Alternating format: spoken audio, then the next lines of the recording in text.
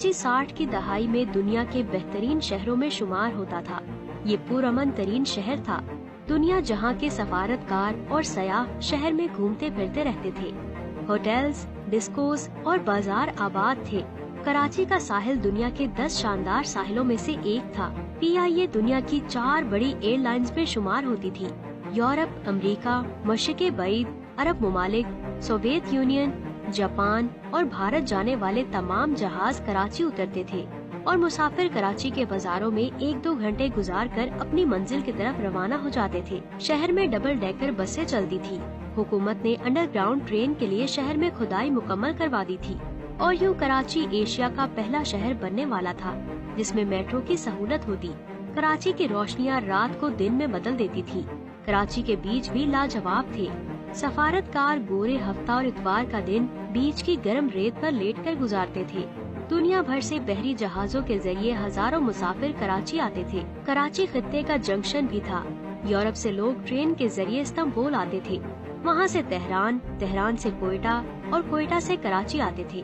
कराची में रुककर ट्रेन के जरिए इंडिया चले जाते थे और वहाँ से श्रीलंका, नेपाल और भूटान तक पहुँच जाते थे। कराची में दुनिया की जदीद तरीन मसनूआत मिलती थी। ये शहर बड़ी गाड़ियों की बहुत बड़ी मार्केट होता था। जापान, यूरोप और अमेरिका से महंगी गाड़ियाँ कराची आती थी और कराची के सेठ बाकायदा बोली देकर ये गाड़ियाँ खरीदते थे। यहाँ का रेलवे स्टेशन दुनिया के बेहतरीन स्टेशन में शुमार होता था। ट्रेनें जदीद, साफ सुथरी और आरामदेह थी और इनमें खाना भी साफ सुथरा और मयारी मिलता था। ज्यादातर सफारतकार रिटायरमेंट के बाद कराची में कयाम के मंसूबे बनाते थे और यहाँ प्रॉपर्टी खरीदने की कोशिश भी करते थे। शहर साफ सुथरा था, फिजा बहुत अच्छी थी। सर्दियों और गर्मियों में दर्जा हरारत मोतदिल रहता था। ब्यूरोक्रेसी पढ़ी लिखी, मुहिब्बे वतन और कोऑपरेटिव थी और हुकूमती ओहदेदार आला तालीम याफ्ता और कल्चर्ड थे। लोग बहुत ज्यादा मेहमान नवाज थे। शहर में किसी किस्म की टेंशन और खौफ नहीं था। कराची के किसी सफारत खाने के सामने सिक्योरिटी गार्ड या पुलिस नहीं होती थी। सफारतकार अपने हाथ से सफारत खाने का गेट खोलते और बंद करते थे। पाकिस्तान के लिए किसी मुल्क के वीजे की जरूरत नहीं होती थी। पाकिस्तानी शहरी जहाज में सवार होते थे, यूरोप के मुमालिक में उतरते थे और इन्हें एयरपोर्ट पर वीजा मिल जाता था। इसकी वजह बहुत दिलचस्प थी। पाकिस्तान उस वक्त दुनिया का वाहिद मुल्क था जिसमें सिर्फ उन लोगों को पासपोर्ट दिया जाता था जो वाकई ही जेन्युइन मुसाफिर होते थे।